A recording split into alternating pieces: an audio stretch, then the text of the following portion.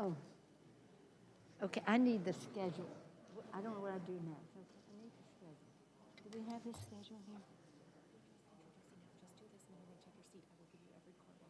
What do I do? Do I do Shell Connect? Do this, and then at the end it's introducing Shell. Okay, thank you, but I need to know that before. Good afternoon, everyone. Thank you very much for coming together for what I consider to be a solemn occasion, a patriotic occasion, and a prayerful one for our country. Today, we have the privilege of hearing from some of the most outstanding historians of all time in our country. More will be said about them later.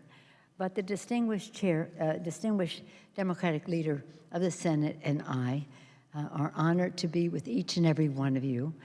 We will have the presentation from our historians. We will hear the testimonials of our members. And the leader has his testimonials on the floor of the Senate since they are in session. So we're honored that he came over to the House to be with us. He served in the House for 18 years. Only recently has he exceeded that amount of time in the United States Senate. But we still lay claim to him and take pride. Before I bring him on, though, I want to reflect, as we all do today, on the deadly assault that was waged on the Capitol and the Congress and the Constitution 1 year ago today. The insurrection was an assault not only on the building, but on the democracy itself, which that day was on the brink of catastrophe.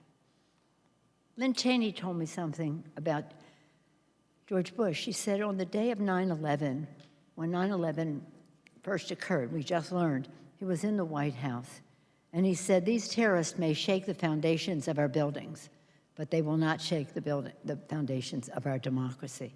What he said then applied then, and it applies now. Because of the courage of our members, the support of the Capitol Police, the staff, the custodial staff, the insurrection failed. Democracy prevailed.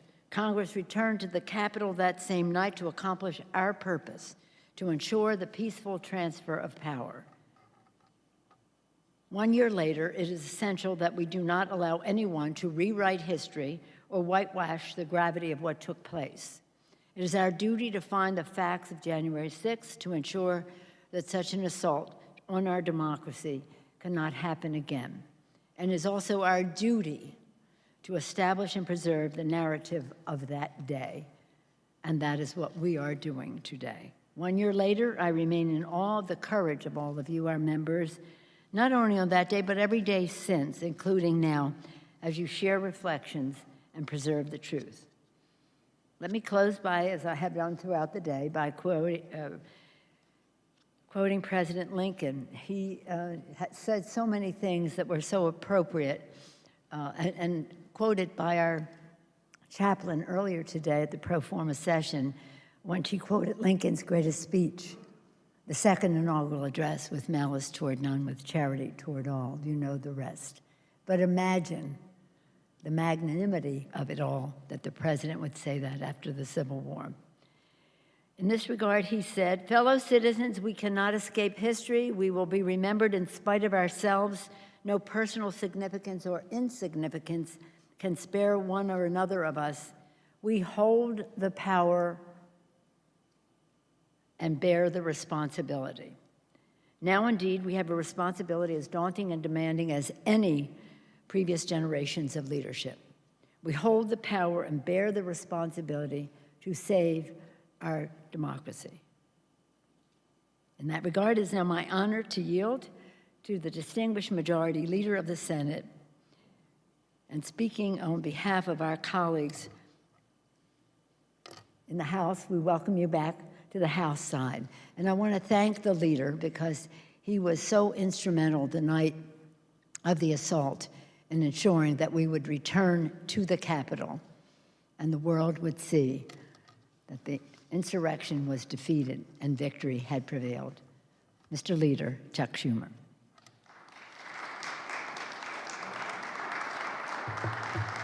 Well, thank you, everybody, and it is good to be back here in the Cannon Caucus Room. It's been redone. I hardly recognized it, but like everything else, much in the House under the Speaker's leadership, much improved. And I want to thank her for bringing us here together for this event, and of course our wonderful guest speakers in today's moderated discussion.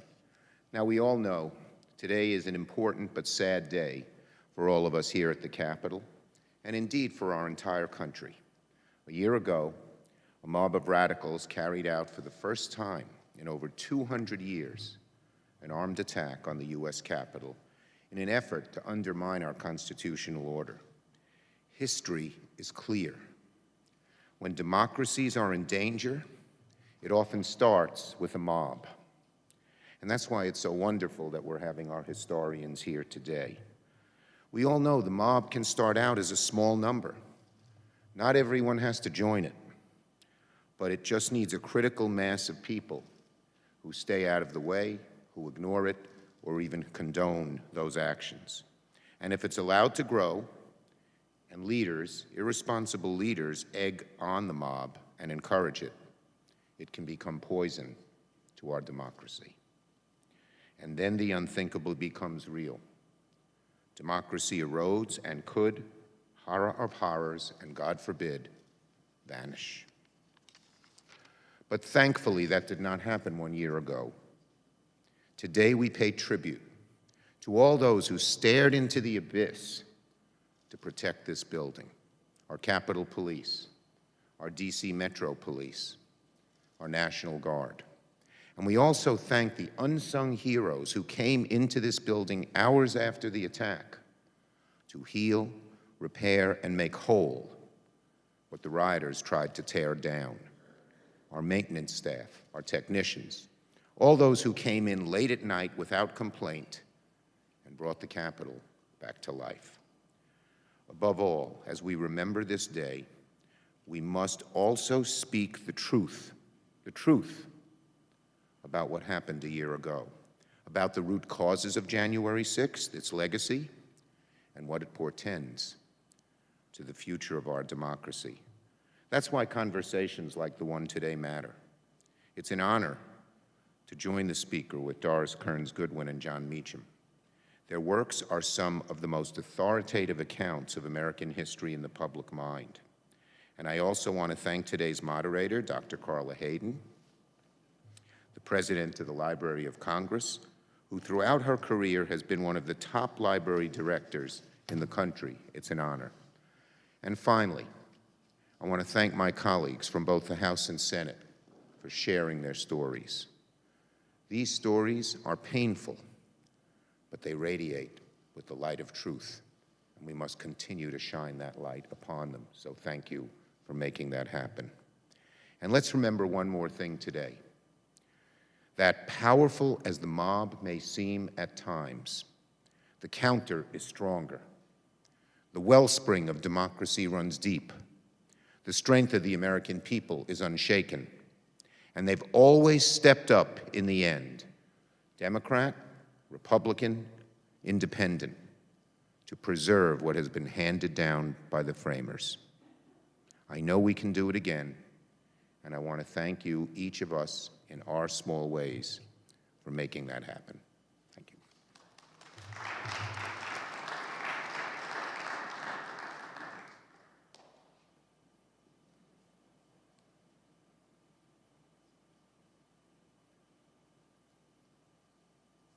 Thank you very much, Mr. Leader, for your very profound words and for your speech on the floor of the Senate today as well, sharing your experiences of that day. That's so important, and that's why we're very excited to hear the testimonials of our members following this moderated conversation. To begin the conversation, we're privileged to have a contribution from one of the great creative talents of our time, Lin-Manuel Miranda. May his beautiful words be an inspiration to us. Among the words he said and in the music, we'll make it right for you. If we lay a strong enough foundation, we'll pass it on to you and we'll give the world to you. Lin-Manuel and his father and the Hamilton singers whom we'll hear from said that they were all very honored to be asked to participate today. I call your attention to A new year brings hope for the future, new energy to face the tasks ahead of us, and a renewed promise to strengthen the foundations of our democracy. We are all stewards of the American experiment, working to pass down to our children and our grandchildren a more perfect union that treats all its citizens with fairness and equity. We should never take our rights and liberties for granted, and we must remain committed to finding a way forward together. That's what I wrote about in the song Dear Theodosia from Hamilton. I believe no challenge is worth abandoning our efforts to unite as Americans. We'll keep working, generation after generation, until we reach that someday.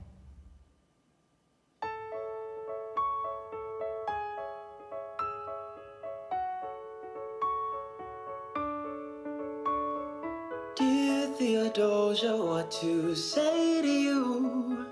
You have my eyes, you have your mother's name. When you came into the world, you cried, and it broke my heart. I'm dedicating every day to you. Domestic life was never quite my style. When you smile, You knocked me out, I fall apart, and I thought I was so smart. you will come of age with our young nation. We'll bleed and fight for you, we'll make it right for you. If we lay a strong enough foundation, We'll pass it on to you, we'll give the world to you, and you'll blow us all away. Someday, someday. Yeah, you'll blow us all away. Someday, someday. Oh, Philip, when you smile, I am undone. My son, Look at my son. Pride is not the word I'm looking for. there is so much more inside me now. Oh, Philip, you outshine the morning sun. My son, When you smile, I fall apart, and I thought I was so smart. my father wasn't around. My father wasn't around. I swear that I'll be around for you. I'll do whatever it takes. I'll make a million mistakes. I'll make the world safe and sound for you. We'll come of age with our young nation. We'll bleed and fight for you. We'll make it right for you. If we lay a strong enough foundation, we'll pass it on to you. We'll give the world to you, and you'll blow us all away. Someday, someday. Yeah, you'll blow us all away. Someday, someday.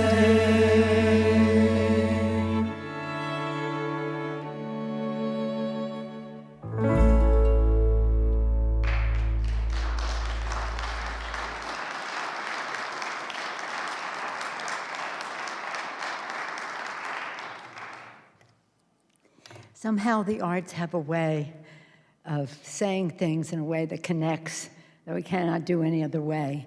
And that's why I thought it was really important for us to have the arts lead us in this discussion. And the further discussion is with some of the most outstanding artists, writers of our time. It's essential that we establish and preserve the narrative of January 6th. To do so, we are privileged to have the guidance of leading historians in our nation. Our moderator, Dr. Carla Hayden, is referenced by our distinguished leader, who as Librarian of Congress helps preserve the treasures of American history. We are very, very proud of you, Madam Librarian. She will have the privilege of truly introducing our guest, but I do want to thank Doris Kearns Goodwin, a national treasure, who chronicled some of the most pivotal periods and personalities in American history. We're waiting for Team of Rivals to be made into a musical. Doris Kearns Goodwin, thank you for being with us. And John Meacham, whose brilliant writing has informed and inspired millions, and we're grateful to him for the beautiful book he wrote about our colleague, John Lewis.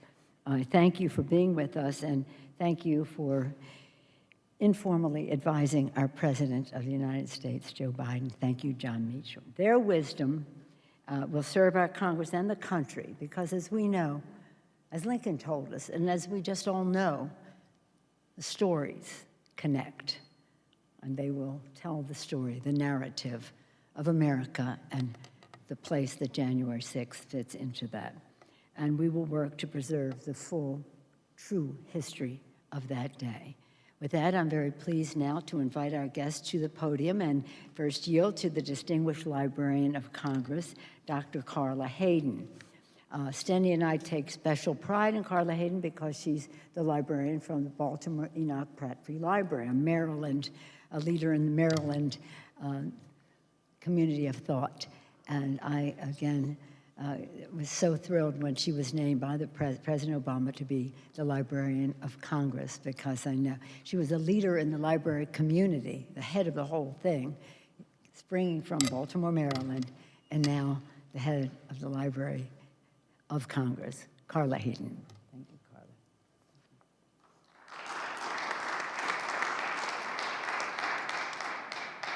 Well, thank you, Madam Speaker, and Senator Schumer, and all the members of Congress who are here in person and with us online. And as a librarian, a career librarian, who has spent her life working with bringing narratives to people, it is an honor for me to be with two of the leading and most distinguished historians. Thank you. I think we should all clap for that one. Thank you.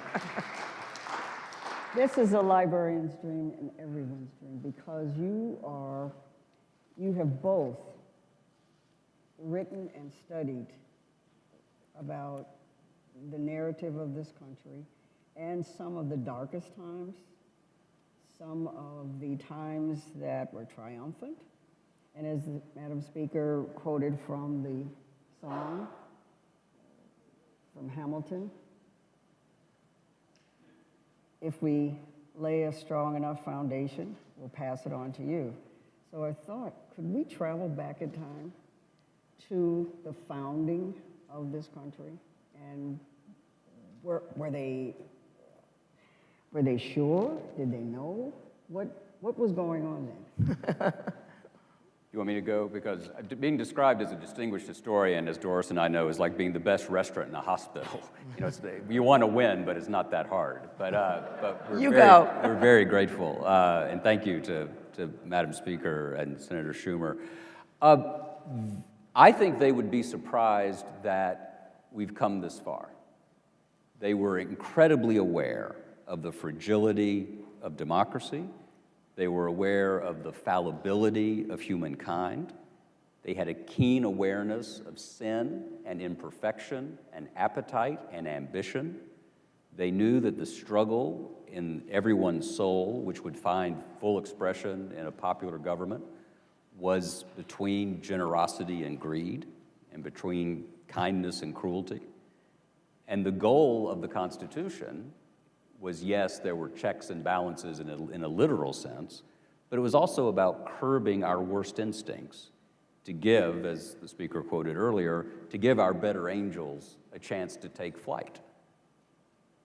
Now, Doris is a better person than I am, as is Dr. Hayden, and we won't even get into Pelosi because she's so much better.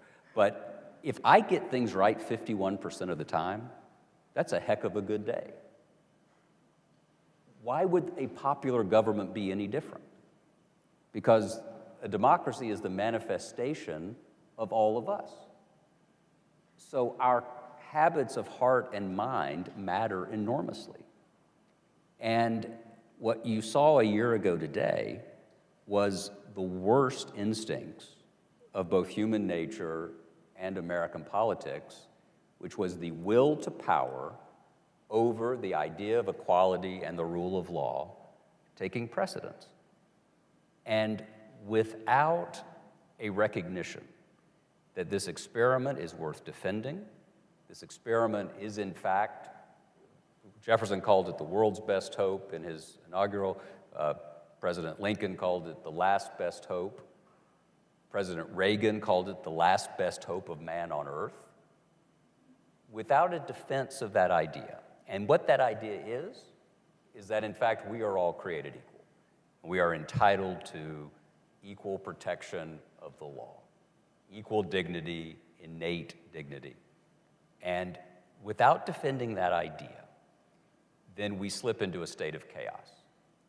And what Doris and I are lucky enough to do is to find examples where those better angels have prevailed. And it's always a close-run thing, right? There's never a landslide for the good guys. There's just not. Moses said, remember the days of old, remember the years of many generations, ask thy fathers and they will tell thee, thy elders and they will show thee. Gospel of St. John said, ye shall know the truth and the truth shall make ye free. And what does truth mean in Greek? It means unconcealed. There is a fact, there is a truth, and that when the scales fall from our eyes, there is a reality. And the reality of American life is that we have to defend this experiment. Doris, you have written about the moment that George Washington at the founding, and he had an opportunity to become a different figure than we know him. You know, I mean, it's really interesting, I think, when you think about George Washington and what might have happened to this country. All he had to do after the revolution was won was to take power, which many people wanted him to do. There was, in fact, a mutiny before when the soldiers weren't being paid. Hold on a second. And they said to him, you got to take over. We need that. It would have been so easy for him to have a coup, but he didn't. And that's when old George III in Hamilton said, if he really went back to Mount Vernon and resigned his commissionership, which he did, he'll be the greatest man in the world. And that's what he was.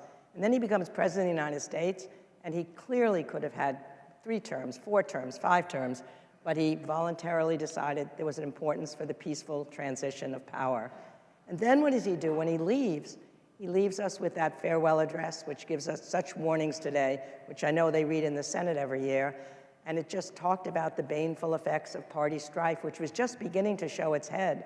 And he understood that if that happened, and people in different parts of the country began to see each other, not through their mutual affections, but through almost their lust for power and their desire to somehow abuse it at times, then the whole experiment would fall apart.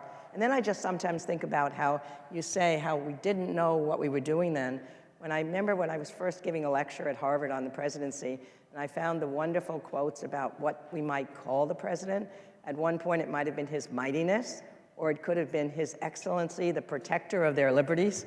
And then Jefferson, I think, is the one who said, no, it should be Mr. President. And then Adams was apoplectic. There are presidents of garden clubs. There are presidents of Rotary clubs. There'll be no dignity. Without thrones, without dignity, the whole thing will fall apart. But of course, Mr. President, it became. So I think we look back on these things and we know it worked out. I mean, I keep thinking as an historian that the interesting thing is that we know what the people living at the time did not know. We know the revolution was won. We know George Washington became a president, not a military leader. We know that the Civil War ended with emancipation secured and the Union restored. We know that the Allies won World War II, but the people living through that time did not know that. So they're living with the same anxiety we're living through today. How will this fragile democracy, which is under attack today, resolve itself? And I guess the hope that that brings is that we've come through these really tough times before. And the hope is also that we're going to get to write the chapter of our story, just like our ancestors wrote the chapters of those stories. And they did pretty well. They failed us at times, but as you say, even though there's these bad angels, we've had extraordinarily good angels. Even on January 6th, as the speaker said, look at those people, those first responders. Look at the Capitol Police. Look at the women's movement, the gay rights movement, the civil rights movement, the people in the Civil War. We've had lots of people who were willing to step up and put their public lives against their private lives, and that's what we've got to depend on today. That's what we need in these years and months ahead. Now, both of you, though, have found some very chilling parallels between the 1850s, No. leading up to the Civil War, and our situation. So could we go back to that tumultuous decade and share what transpired and what was going on? Well, the 1850s didn't end well, and so it is a chilling parallel. You had two competing visions of reality. You had two faiths. You had two interpretations of Scripture, both religious Scripture and secular Scripture, the Declaration of Independence. You had violence on the floor of the House. What you did not have was an insurrection, like the one you are commemorating today. On February 14th, 1861, when John Breckinridge, who had lost the presidency along with Stephen Douglas to Abraham Lincoln, was under pressure to decertify the electoral votes, he refused to do so. And Winfield Scott had fortified, and in fact, this experiment in liberty went on exactly 2 more months before Fort Sumter. 8 weeks before Fort Sumter, there was a plot to try to decertify the electoral count. Now, as Mark Twain once said, history may not repeat itself, but it does rhyme. The issue, I think, about the 1850s heading into that is that you did not have a common story. There was not a sense that we were all devoted to what became the most important sentence ever originally rendered in English, which is that all men are created equal and are endowed by their Creator with certain inalienable rights, among them life, liberty, and the pursuit of happiness. An amazing sentence that has changed more lives around the world than any other single sentence. And it was written not in a vacuum, but as part of this remarkable experiment that we were part of and are part of, which was an entire reorientation of reality when you think about it, from popes and princes and prelates and kings who were given authority over all of us. It was a vertical universe. Then what happened? We got Gutenberg. You got to love a conversation where Gutenberg comes up, just as a basic rule. We nerds bring up Yeah, Gutenberg. exactly. This is like dork porn right now. You've got Gutenberg, the Protestant Reformations, the spread of literacy, the scientific revolution, the Scottish moral enlightenment, the European Enlightenment, an entire shift in the world from being organized this way to being organized this way, where we, in fact, were given the power to determine our own destinies. And the American Revolution, for all of its flaws, was the fullest political manifestation of that shift in reality. That's the idea. That's why soldiers were hitting Omaha Beach. That's what drove the women of Seneca Falls. That's what drove John Lewis and Hosea Williams and so many other people across that bridge. It was that there is an idea worth defending. And if enough of us do not assent to that idea, then madness comes. And the task of any generation, as Doris was saying, the task of any citizenry, the task of any Congress, is to remind people that, in fact, in diversity, there's strength. And it's always a close-run thing. It's not going to be easy. But it has worked before, and it should be able to work now. Well, I think the chilling thing about the 1850s is when I think of the attack on Senator Sumner, the anti-slavery senator from Massachusetts, by Preston Brooks, the South Carolinian congressman, it happened in the Senate, and because of that, it touched, as one historian said, the hearts and minds of the American people in a way lots of other anti-slavery people had been attacked before, but somehow it hit home. And there was a sense in which, for a while, more people joined the Republican Party. Abraham Lincoln joined it after that. The moderates and conservatives realized they had to leave the party structure behind. The Whig Party collapsed. And I thought that was going to happen, that a line had been drawn after January 6th in the same way. Because sometimes these events just touch you, and there's a fundamental sense on the part of the people that something had to change. And we got Abraham Lincoln out of that. The sad, scary part of the 1850s is that Preston Brooks became a hero in the South. That the governor presented him with a silver goblet. People are running around with canes wanting to get other members of the anti-slavery movement. They'll get Seward next, they said. And it was part of that partisanship of the 1850s where you had alternative realities. Indeed, one historian said when you saw that event and you saw two alternative narratives, that's when you knew that something was happening to the country. And there is a sense, of course, that there was a partisan press in the 1850s. You know, when Lincoln would be in his debates with Stephen Douglas, and the Republican paper would be reporting on the very same debate that the Democratic Party would be reporting on, when they report on the Lincoln part of it, they say he was so triumphant, he was carried out on the arms of his supporters. You read the Democratic paper, and he fell on the floor. It was so embarrassing that he had to be dragged out by his supporters. So we have some of those parallels from the 1850s, and the only hope will be that, you're right, it ended badly. I mean, obviously it ended badly with the Civil War, but out of that came what had to be done, which was to undo that original sin of slavery. And those people fought for that. We had a leader in Abraham Lincoln who carried us through that. And I think when we look at what happened, that's what you have to remember, that somehow some of these fights have to be fought. But hopefully it doesn't have to end up that way, that we'll know the mistakes we made in the 1850s. You could see the country moving apart. Each one of those events, Kansas, Nebraska, Dred Scott decision, John Brown, it pulled us further and further apart so that there was no talking to one another on either side. We can't let that happen today. If I may, and we have to incentivize this, right? We can't just preach at people. You have to find a way to make it in their interest to do the right thing. I wish that were different, but it's not. It hasn't been since Eden, you know, not our fault. So how do you do that?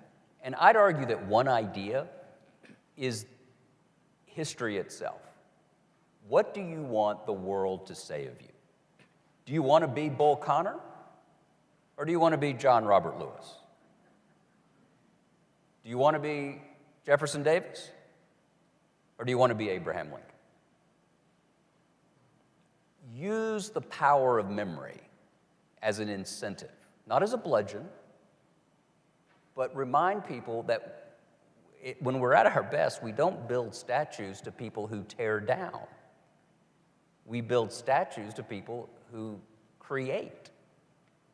I sometimes use what I call the portrait test. And I sometimes say when I'm lucky enough to talk to people who hold office, you know, what do you want us to think about when we look at your portrait? And it tends to work because y'all tend to think that people are going to be looking at your portrait, right? Yeah, now, Doris. And yours, ma'am. Doris. Well, there was another time, in the Bobblehead. turn of the 20th century. And you've written, Doris, about Teddy Roosevelt. And he was thrust into office after his assassination, President McKinley. And we don't often focus on that, but there were some similarities there. Yeah, I think in many ways that the turn of the 20th century has more echoes for today than almost any other time. I mean, just think about it. The Industrial Revolution had shaken up the economy, much like globalization and the tech revolution have done today. It was the first time you really had a gap between the rich and the poor.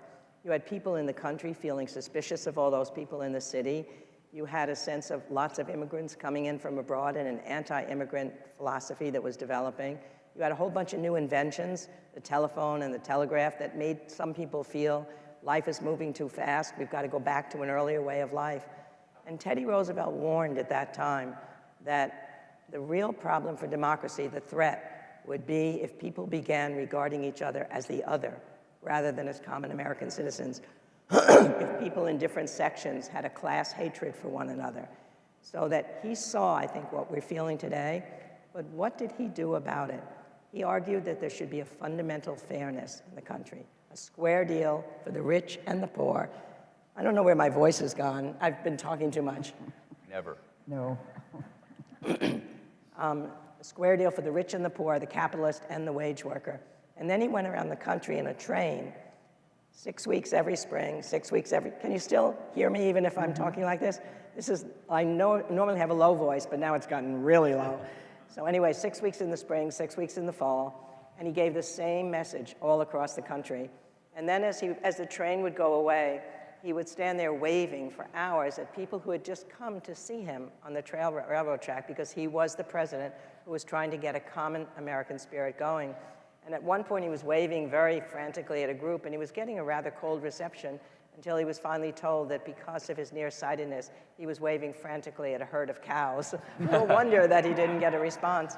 But I think somewhere there's something that we can learn from that somehow recreating those feelings. He said that fellow feeling.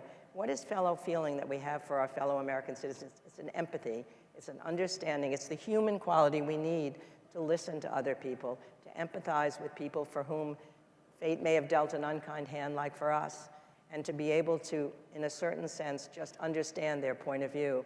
And that's what I think we need our leaders to do, to get out of Washington, to get back not only to their own districts, to go to other places. I dream about a public service program, a national service program, where kids from the country could go to kids in the city and spend a year in a common mission that they would be able to fulfill so that they're learning what it's like to live with other people.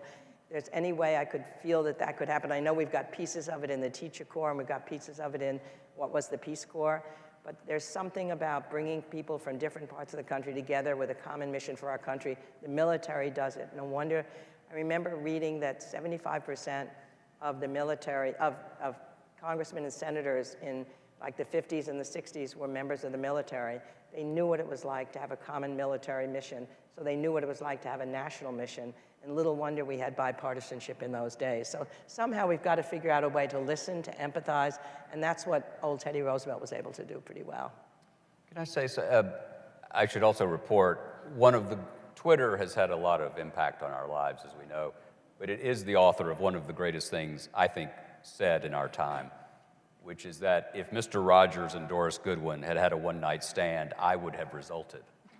And so I want to insist on that and make sure. He's my son, really, in sure fact. I'm glad you said that. Make sure Mom's okay. I left my sweater outside. But you know, the speaker talks a lot about narrative and fact, reality. And there's a tendency, a human tendency, to want the past to have been simpler. That's understandable, because our own ambient reality is difficult, because it's our reality, it's the problems of our time. But there was never a once upon a time in American history, and there's not going to be a happily ever after. This is an unfolding job. I don't need to tell you all this. You signed up for it. You put yourselves forward. You put yourself in the arena. You are here to do this, to govern in an imperfect world. And you know that. This country, as we know it right now, is about 56 years old. Bear with me. The first actually integrated national election in American history was 1968, 52 years ago. The Immigration and Nationality Act, signed by President Johnson, and the Civil Rights Act in 64 and the Voting Rights Act in 65, transformed the country. So we are a pretty young nation when you think about the actual electorate. So when you go back there and you realize that in 1968, how did that year go? It began with Tet, which brought Gene McCarthy into the race. It forced Lyndon Johnson out of the race. He gave the speech saying he would not be a candidate on the last Sunday in March in 1968. That same Sunday morning, Martin Luther King preached at the Washington National Cathedral. He quoted Theodore Parker saying, "The arc of a moral universe is long, but it bends toward justice." 4 days later, he'd be shot to death outside room 306 at Lorraine Motel in Memphis, Tennessee. The country erupts in riots. 6 weeks after that, Senator Kennedy is killed in Los Angeles. 6 weeks after that, the Chicago Democratic National Convention descends into chaos and violence. And on Election Day, 1968, Richard Nixon wins narrowly over Hubert Humphrey. But George Corley Wallace of Alabama carried 13.5% of the popular vote and 5 states on an explicitly segregationist platform 50 years ago. So let's tap the brakes on nostalgia. 100 years ago, the woman who was second in line to the presidency of the United States could not vote until the 19th Amendment. The Ku Klux Klan was refounded on the Saturday after Thanksgiving in 1915 at Stone Mountain, Georgia, as an anti-immigrant, anti-Semitic, anti-black, anti-Catholic institution. 2 to 6 million Klansmen joined. There were 30 members of the House who were members of the Klan, about 10 senators. The governors of 5 states were members of the Klan 100 years ago, Georgia and Texas, also Indiana, Colorado, and Oregon, 100 years ago. The governor of Georgia said we need to build a wall of steel as high as heaven to keep immigrants out. And the 1924 Democratic National Convention went to 103 ballots because there were 347 Klan delegates at Madison Square Garden who would not vote for Al Smith to be the nominee because he was Irish Catholic. I got to take you to a more hopeful moment. But wait. You're my endured. son. You're supposed to be. Sorry, yes, ma'am. Yes. Won't you be my mother? Once you look FDR. at, just think, for example, you look at a decade like the 60s, and you know how it ended, as I said before, and you feel sad about that decade. Extraordinary things happened in that decade, right? In the middle of that decade, you take Lyndon Johnson comes into power, the man that I knew very well, and for whom I feel still an enormous respect. And I think historians will accord him the respect that he deserves, despite the war in Vietnam, which will always be a stain on his legacy. He comes into that presidency in the middle of that decade after John Kennedy is killed, and he makes civil rights, the passage of that bill, his first priority. And his advisors say, you can't do that. You can't do that. You only have a certain amount of currency as president, so you can't spend it on this. Then he famously said, and what the hell is the presidency for? And then he somehow, with the civil rights movement having given him the strength to do it, he gets that civil rights bill through the Congress. And that changes the face of America. Segregation is ended legally in the South.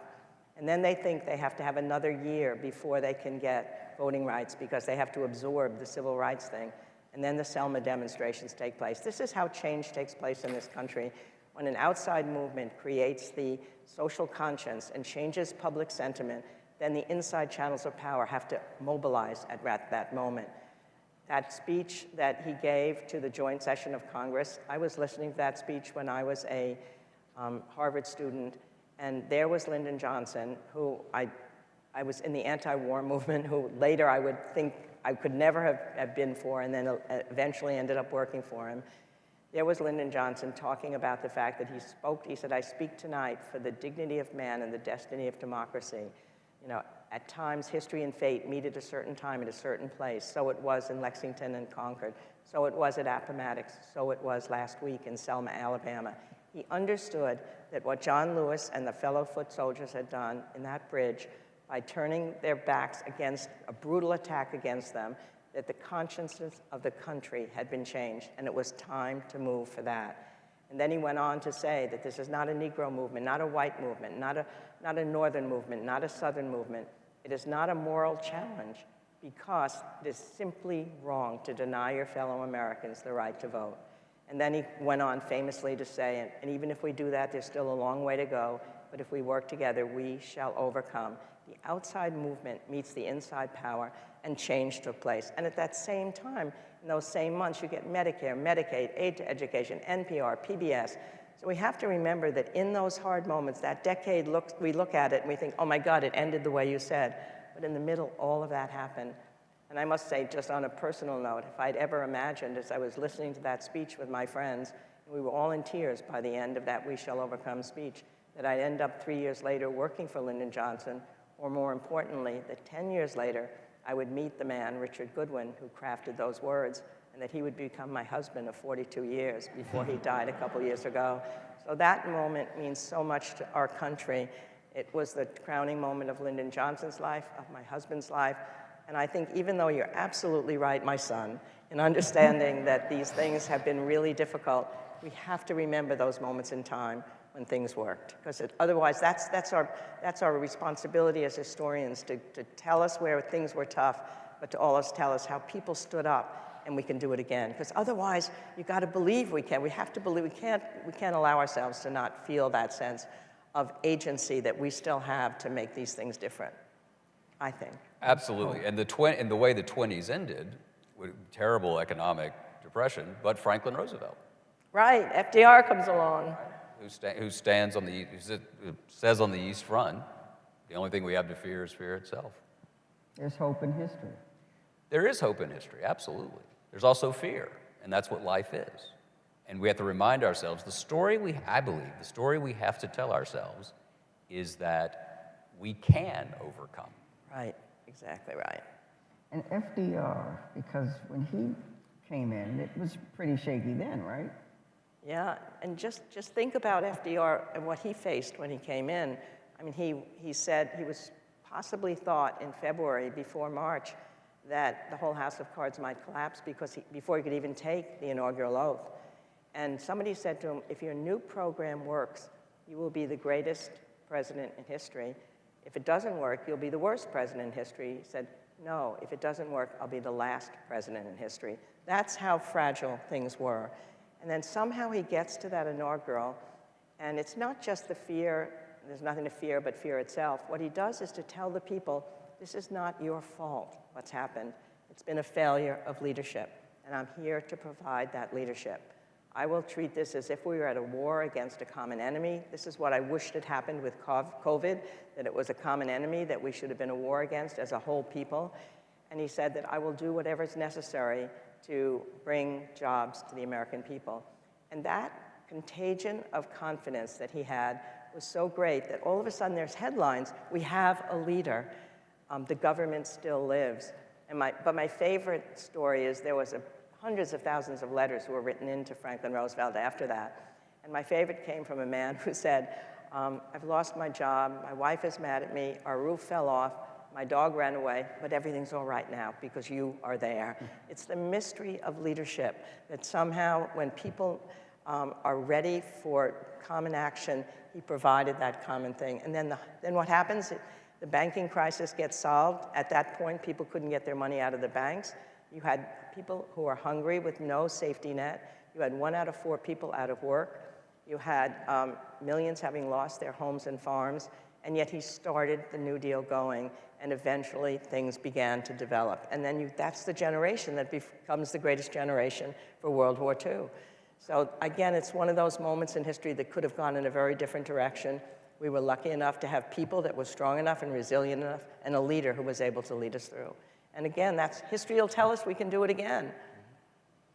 And so, this day, and at this point in time, and as historians, and you have spent your lives, basically, putting the narrative together, moving it along, what do you think about where we are now? You go first. We don't know.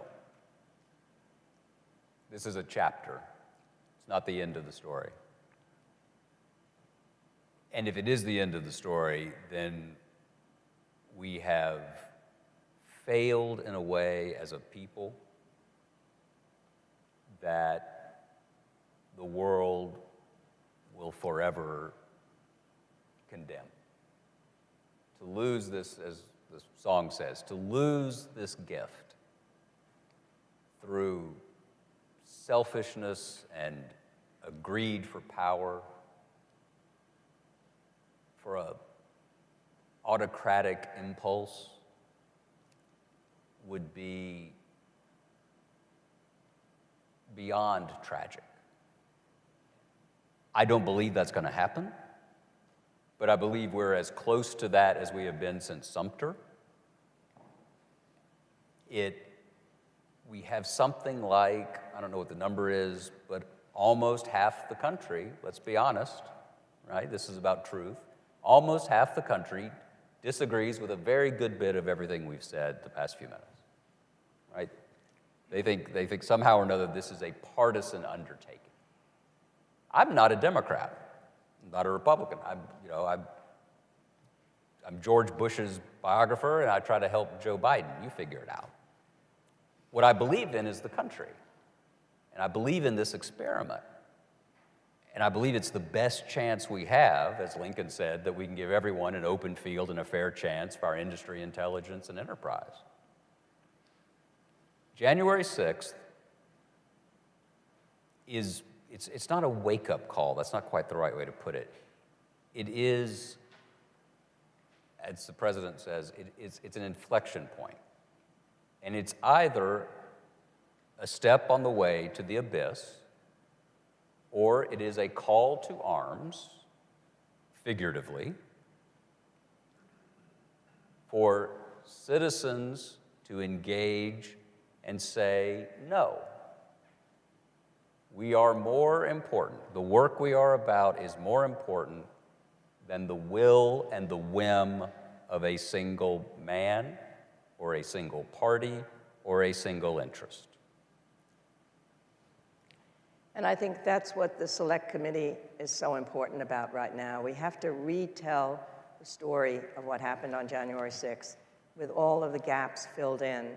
And again, I just have a fundamental belief that if that story is told in its fullest, as I think it will be in these weeks and months ahead, as we get more information, as we get more testimony, as the public hearings are beginning to be held, that we can retell it in the way of what really happened. And I do believe that a line will be drawn, that maybe it's 50-50 now, maybe it gets to be 55-45, maybe it gets to be 57 more, that if more people can be persuaded that this cannot happen again, and that what happened not only to prevent it from happening again, but to deal with what's going on in the country that made this possible to happen, we've got to somehow believe in the fundamental fairness of the country. They came through before.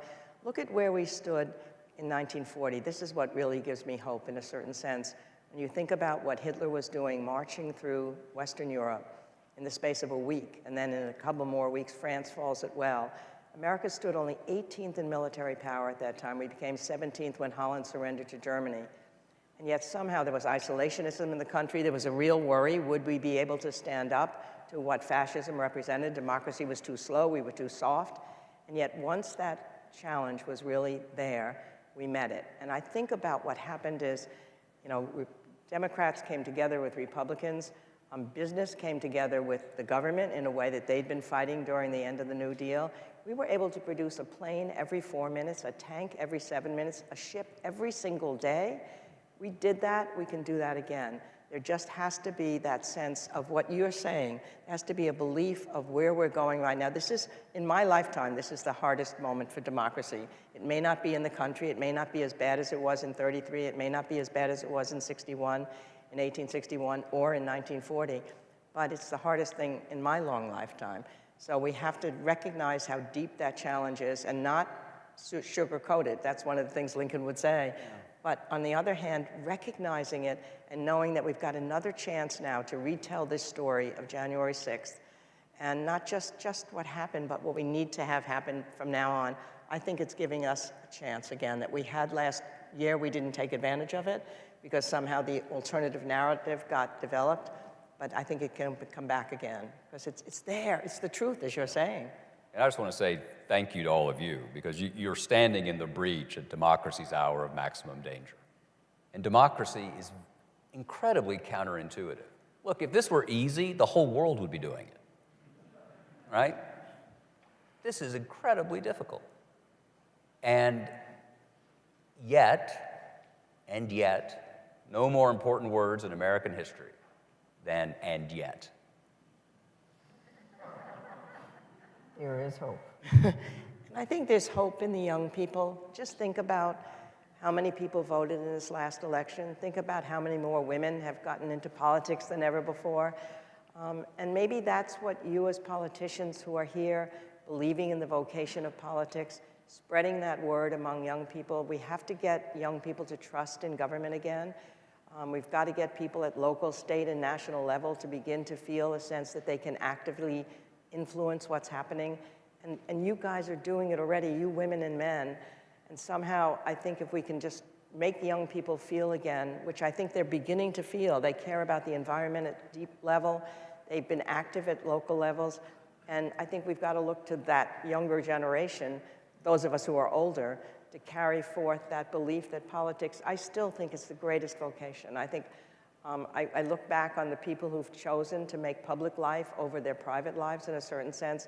There's a great honor in that. You should be proud of it. I agree with what John's saying, and we just have to spread that word among other people and get more people involved in politics at a very time when it may seem like the last thing they want to do. It's up to us to tell them, we as historians, you as the activists, how extraordinary a career it is. You know what it's like to feel this way, and I think we should honor that. Churchill once said that the future's unknowable, but the past should give us hope. It's just the present we have to get through. You're giving us hope. And he was sure how he would be remembered by history because he was going to write it. That's right, that's right, that's right. But I think if I could just add one more thing, I think when you were talking before about what people should be thinking about their own portraits, what you really hope for people in politics or people in any field is that the ambition for self becomes an ambition for something larger. And I don't know when that happens in a person. It sometimes happens young. It did with Abraham Lincoln. Usually after the portrait is hung. That's too late. But I think with Abraham Lincoln, it happened when he was 23, the first time he ran for office. And he was talking about the fact that he had a peculiar ambition to somehow be able to perform something that could be remembered by other people, that he could be valued for, having made a difference in people's lives. Sometimes for Lyndon Johnson, it happened later, when he had an almost fatal heart attack in the 1950s and was on his bed and was not sure about whether he was going to live, was so depressed they couldn't get him to mobilize. And all of a sudden, one day he woke up and he said, I've got to get shaved, I'm back. And they said, well, what brought you back?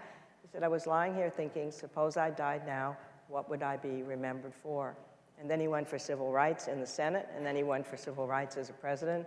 And I think that matters when that turn takes place. And we just got to hope in young people that they understand that it's not just the ambition for yourself, that it's an ambition for something larger, and then we can feel a part of a common good. And he also worked with, and you mentioned it before, with the civil rights movement. I mean, and that can happen with the movements and working together. Well, that's the way history happens when the voices of the many attract the attention of the powerful few. I mean, you all know that in your lives. No, exactly right. I mean, when Lincoln was called a liberator, he said, don't call me a liberator. It was the anti-slavery movement and the Union soldiers that did it all. All that change always comes from the ground up. I mean, the progressive movement was in the cities and states before Teddy Roosevelt comes into power. The Settlement House movement, the civil rights movement is there before Lyndon Johnson, and the women's movement and the gay rights movement, the environmental movement.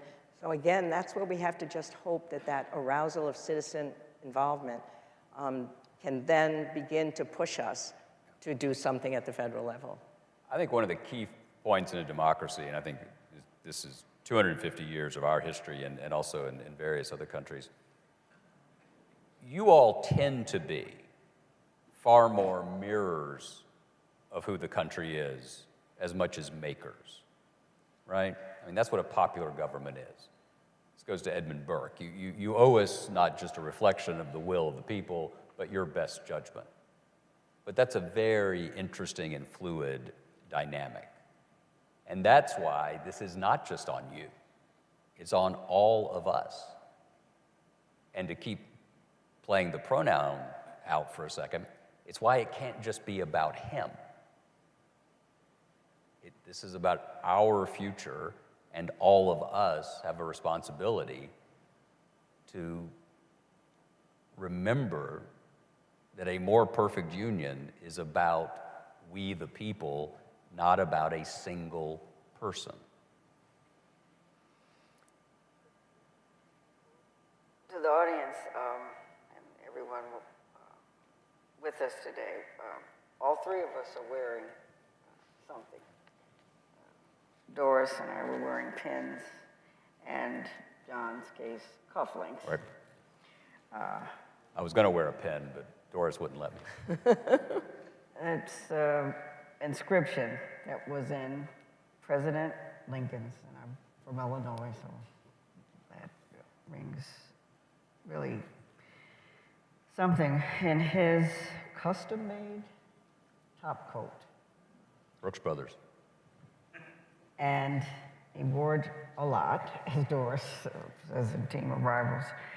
And he was wearing it the night he was assassinated.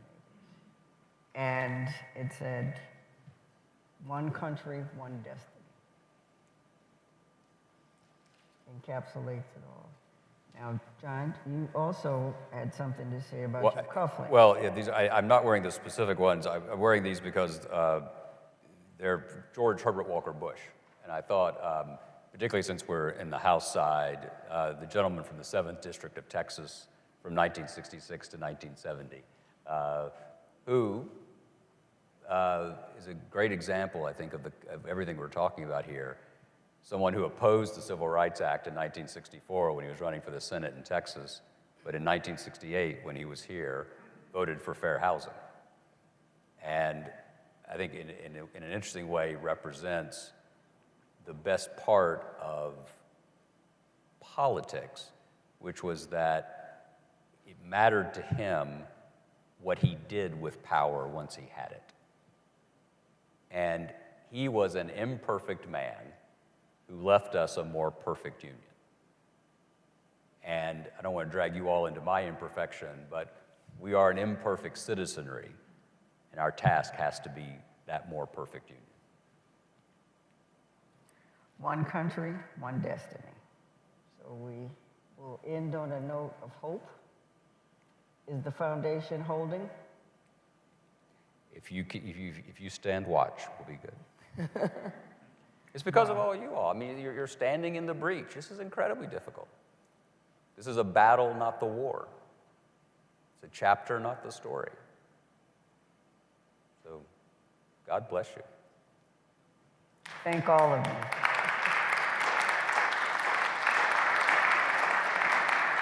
Okay.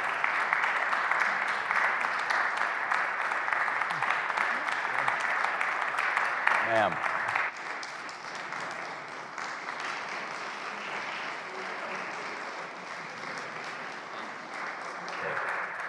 Which way do we go out? Go that way. Yes, sir. Mom.